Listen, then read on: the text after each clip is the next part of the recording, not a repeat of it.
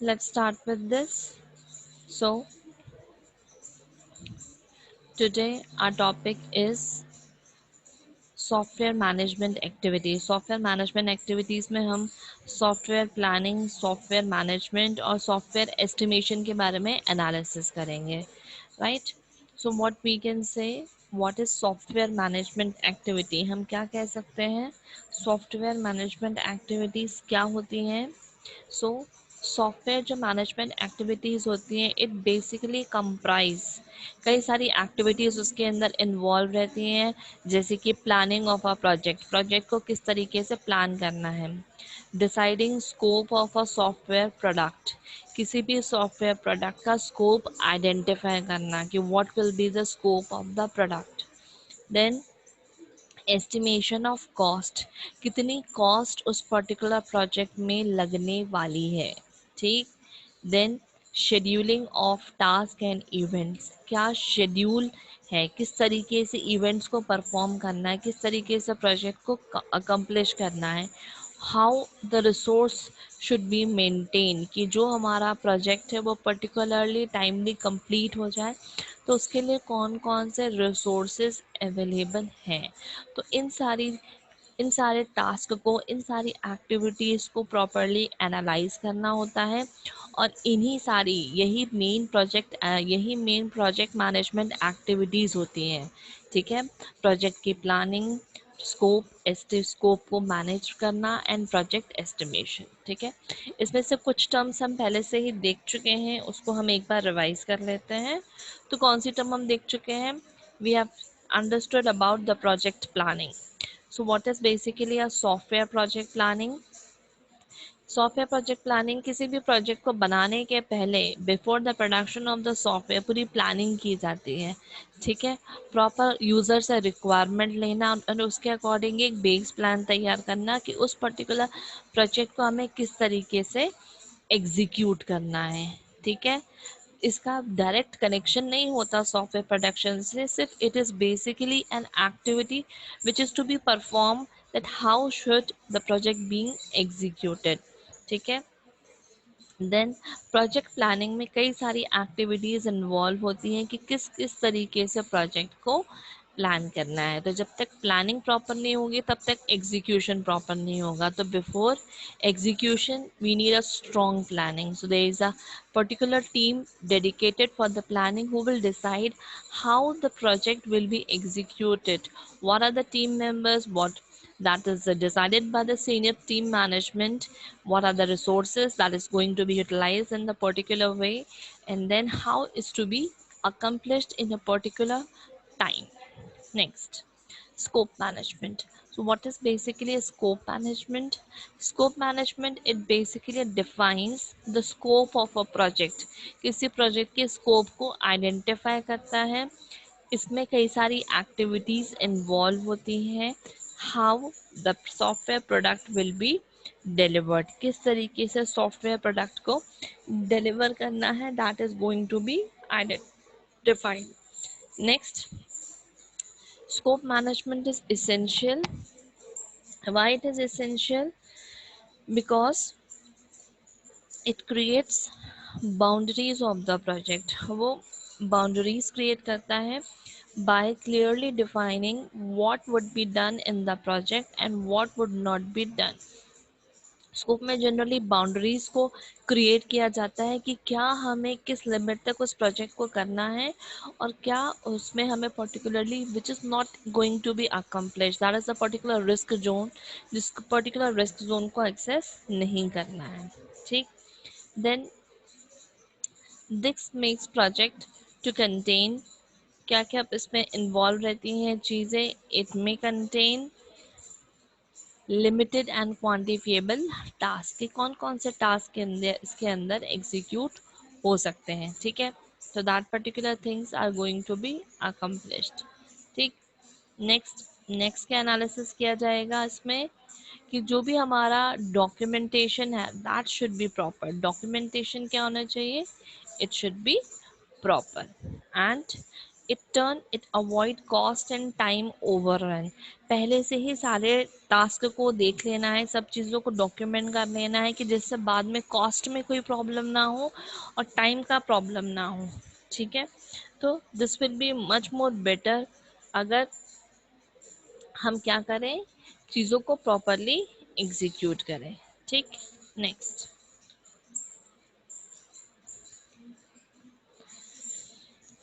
project scope management. Project scope management, what it do, it simply defines क्या क्या project scope management में important things involve रहती है। Number one is it defines the scope. क्या scope रहता है, decide करते हैं वेरिफिकेशन एंड कंट्रोल कि जो हमारा प्रोजेक्ट है it is completely verified and it is under control. Then it divide the project into various smaller parts. जो प्रोजेक्ट है उसको डिवाइड कर दिया जाता है, इसकी स्कोप को वेरीफाई किया जाता है। And it control the scope bye incorporating changes. जो भी उसके अंदर चेंजेस आते हैं उसको एनालिसिस किया जाता है कि क्या इस पर्टिकुलर चेंज को एग्जीक्यूट करना चाहिए, अगर इन चेंजेस को एग्जीक्यूट करना है तो उसमें क्या कॉस्ट एस्टिमेट किया जा सकता है, ठीक है, क्या टाइम डेडलाइन किया जा सकता है, इन सब चीज़ों को देखा जाता है। Next, next thing is what is estimation. Estimation क्या है, तो क्या है बेसिकली एस्टिमेशन, जो हमारा प्रोजेक्ट है उस पर्टिकुलर प्रोजेक्ट को अप्रोक्सीमेट करना, that means which is a value that is usable for some purpose even if input data may be incomplete, uncertain or unstable. estimate मतलब एक approximate decision लेना, भले ही जो भी हमारा input है वो complete ना हो, वो certain ना हो, वो stable ना हो, उसके बावजूद भी एक estimation करना, एक approximation करना कि किस तरीके से जो हमारा सॉफ्टवेयर है वो एग्जीक्यूट किया जाएगा। ठीक, now estimation, what is basically estimation? estimation basically एक रफ आइडिया होता है कि कितना एफर्ट लगने वाला है हमारे पर्टिकुलर टास्क को कंप्लीट करने के लिए। तो एफर्ट कुछ भी हो सकता है, effort may be in the terms of time और it may be terms in the it may be in the terms of cost, कुछ भी हो सकता है। तो बेसिकली हम कह सकते हैं एस्टिमेट क्या है, एस्टिमेट एक बेसिकली फोरकास्ट है, एक प्रोडिक्शन है, एक अप्रॉक्सीमेशन है कॉस्ट का, और एक रफ आइडिया है कि हमारा जो पर्टिकुलर प्रोजेक्ट है वो कब तक कंप्लीट होगा।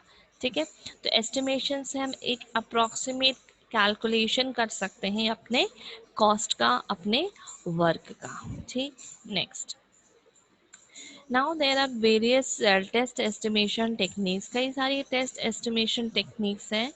ठीक है, और इन test estimation techniques basically based होती हैं पास्ट डेटा पे या पास्ट एक्सपीरियंस पे।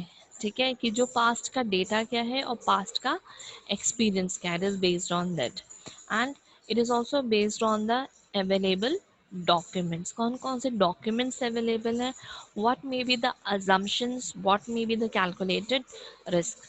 तो फ्रॉम दिस ये हम एस्टिमेट कर सकते हैं फ्रॉम द पास्ट एक्सपीरियंस कि what was the last project and उसमें क्या कैलकुलेट किया गया था, उसका क्या टाइम था, क्या प्रेडिक्शंस था, और अब उसको कैसे एग्जीक्यूट किया जा सकता है। ठीक, now there are some points which is to be considered before estimation. Estimation के पहले कुछ पॉइंट्स को कंसिडर करना है कि जो भी हमारी रिक्वायरमेंट्स हैं क्या वो फाइनलाइज्ड हैं या उसमें कुछ अपडेशन हो सकता है।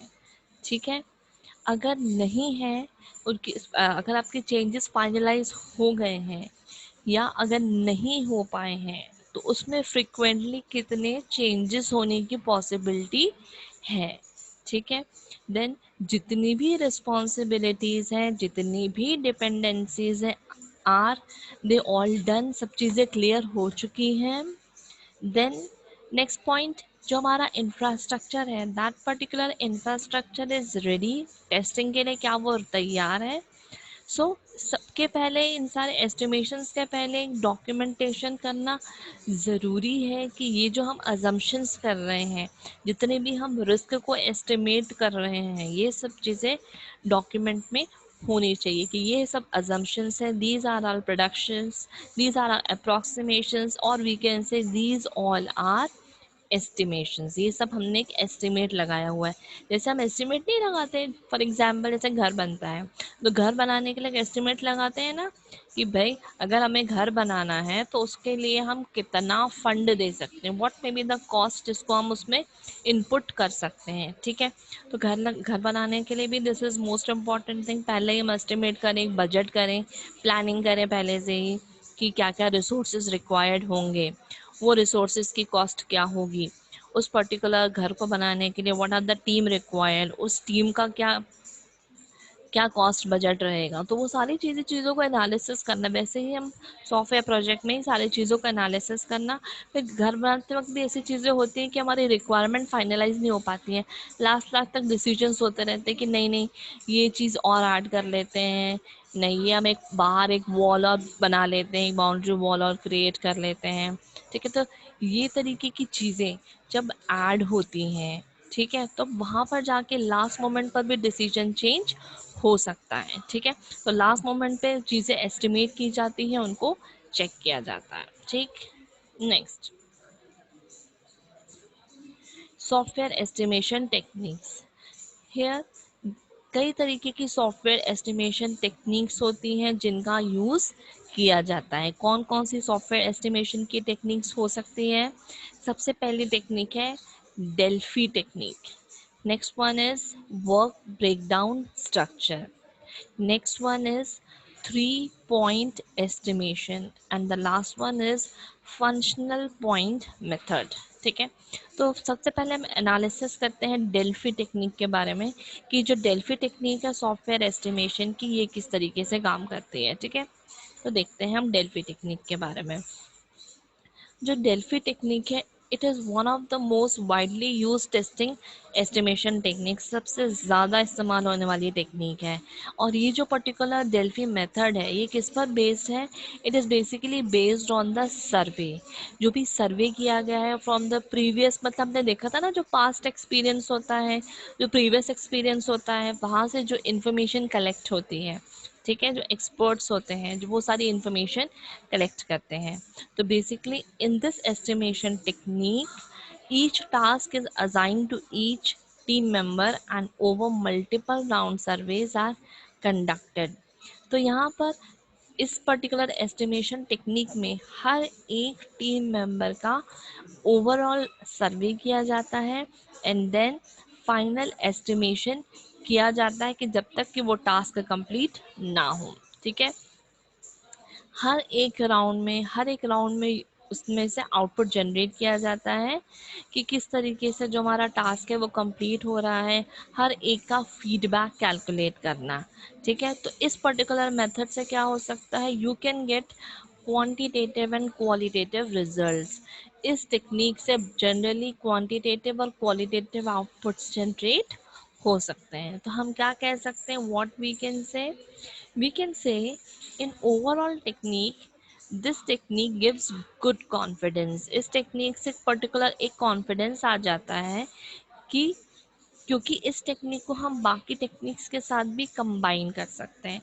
तो what we can say, this particular technique is totally based on the previous experience and research. वो प्रीवियस जितने भी टीम मेंबर्स थे, हर एक पर्टिकुलर टीम मेंबर का, हर एक पर्टिकुलर इंडिविजुअल का क्या उनका क्या उनका आउटपुट था, क्या उनका फीडबैक था, वो सब उन बेसिस पर आइडेंटिफाई किया जाता है कि लास्ट प्रोजेक्ट में किसको कहाँ पर क्या प्रॉब्लम एनालिसिस हुई थी, या उनको क्या एक उनको एक क्या बेनिफिट मिला था। तो उन सारे उनके जितने भी फीडबैक्स, उनके जितने भी आउटपुट्स हैं, वो सारी चीज़ों को एस्टिमेट किया जाता है, उनको काउंट किया जाता है। तो this can be considered as the first estimation technique Delphi. अब हम दूसरी एस्टिमेशन टेक्निक के बारे में बात करते हैं। दूसरी एस्टिमेशन टेक्निक कौन सी है? Work breakdown structure. ठीक है, वर्क ब्रेकडाउन, जैसे कि नाम से ही समझ में आ रहा है, वर्क ब्रेकडाउन का मतलब क्या है, यहाँ पर किसी भी प्रोजेक्ट को it is divided, it is breaked down into individual components, इसको इंडिविजुअल कंपोनेंट्स में डिवाइड किया जाता है, इसका एक हायरार्किकल स्ट्रक्चर बनाया जाता है, ठीक है। And this particular breakdown helps to project manager and the team to create the task scheduling. तो वर्क ब्रेकडाउन प्रोजेक्ट मैनेजर और टीम को हेल्प करता है कि किस तरीके से टास्क को शेड्यूल करना है, कॉस्ट एस्टिमेशन करना है, ठीक है। तो by using this way work breakdown structure, तो प्रोजेक्ट मैनेजर और टीम को एक आइडिया लगता है कि किस तरीके से अपने ज़रूरी काम, what ever may be the necessary task which is totally based on the project requirement, वो किस तरीके से एग्जीक्यूट किए जाएंगे, प्रोजेक्ट को किस तरीके से अकम्प्लिश किया जाएगा, तो ये सब चीज़ों को एनालिसिस किया जाता है, ठीक।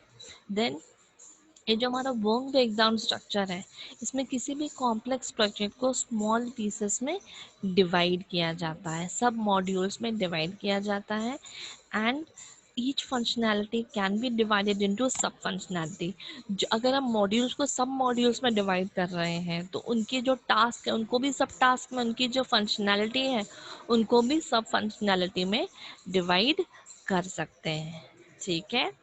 तो जैसे हम देखते हैं, फॉर एग्जाम्पल हम मान लें कॉलेज है, कॉलेज में इतने डिफरेंट क्लासेस हैं, ठीक है। तो हमने क्या किया, वर्क ब्रेक डाउन उसको पर्टिकुलर क्लासेस में डिवाइड कर दिया, क्लासेस में इंडिविजुअल क्लासेस में उनके वर्क को असाइन कर दिया। तो ये क्या हुआ, it is divided into the sub module, सबको एक एक करके कैटेगराइज कर दिया गया है, एक एक करके डिवाइड कर दिया गया है।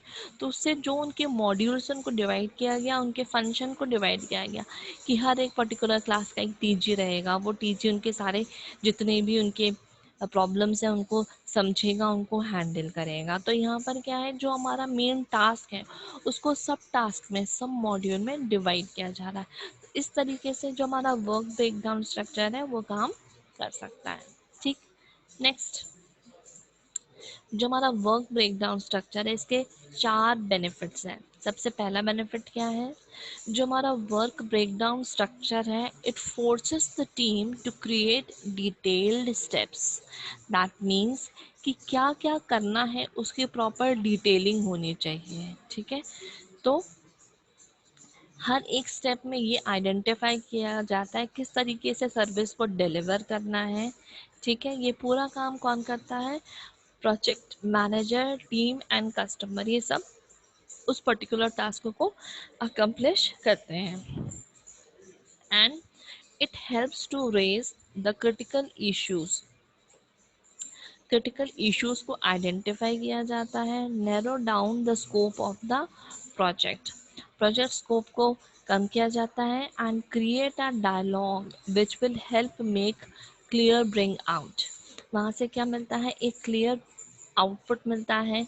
अगर कोई एम्बिग्विटी, अगर कहीं पर कोई कन्फ्यूजन होता है तो जो डिटेलिंग कर रहा है उस पर सारी चीज़ें ट्रेस आउट हो जाती हैं कि दो पर्टिकुलर पर्सन्स उस सेम थिंग को डिफरेंट तरीके से देख रहे हैं, तो उन सारी एम्बिग्विटीज़ को रिजॉल्व किया जा सकता है, ठीक।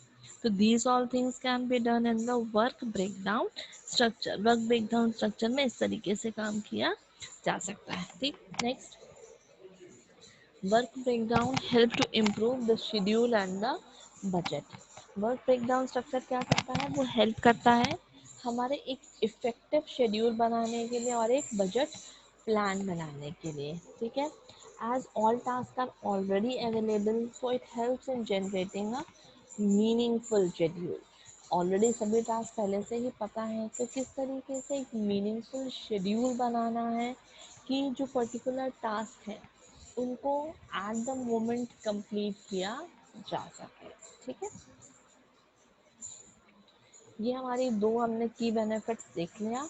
एक हमने देख लिया कि किस तरीके से हम डिटेल स्टेप में काम कर सकते हैं वर्क ब्रेकडाउन से, और दूसरा क्या बेनिफिट मिल सकता है, शेड्यूल और बजट को इम्प्रूव किया जा सकता है। These are the 2 benefits. अब 2 बेनिफिट्स और देख लेते हैं, फिर हम इस क्लास को एंड करेंगे। तो दूसरा क्या है, work breakdown structure creates accountability, ठीक है। अकाउंटेबिलिटी मतलब जो हमारा डिटेल्ड टास्क है उसको हम क्या कर रहे हैं, डिवाइड कर रहे हैं। तो जो इंडिविजुअल रिस्पॉन्सिबिलिटीज़ हैं वो असाइन की जा रही है, इंडिविजुअल रिस्पॉन्सिबिलिटीज असाइन की जा रही है। तो it makes easier to hold person accountable to complete the task. किसी एक पर्सन को अकाउंटेबल उसको उसी को दे देना कि उसको पर्टिकुलर टास्क को कंप्लीट करना है। एंड जो हमारा डिटेल्ड टास्क है, people can not allow hiding under the cover of broadness. तो जो भी डिटेल है, जो भी चीज़ें, वो सब शेयर हो रही हैं, ठीक। And the last one is work breakdown structure creation breeds commitment. Work breakdown से क्या होता है, there can be a commitment. So the process of developing and completing a work breakdown breed excitement and commitment. तो यहाँ पे क्या होता है कि किस तरीके से किसी पर्टिकुलर टीम को इन्वॉल्व करना, कोर टीम के साथ काम करना, एंड ओवरऑल सारी टीम का पार्टिसिपेशन होना।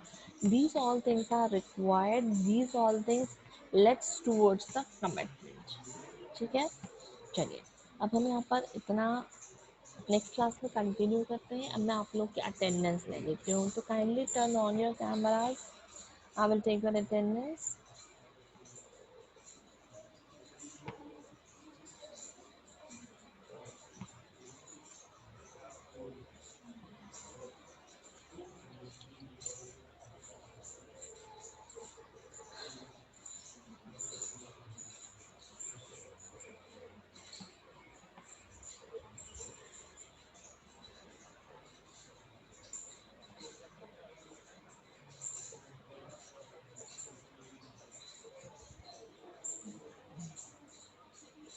चलिए अटेंडेंस बोलिए। Aditya is present, Aditya Joshi.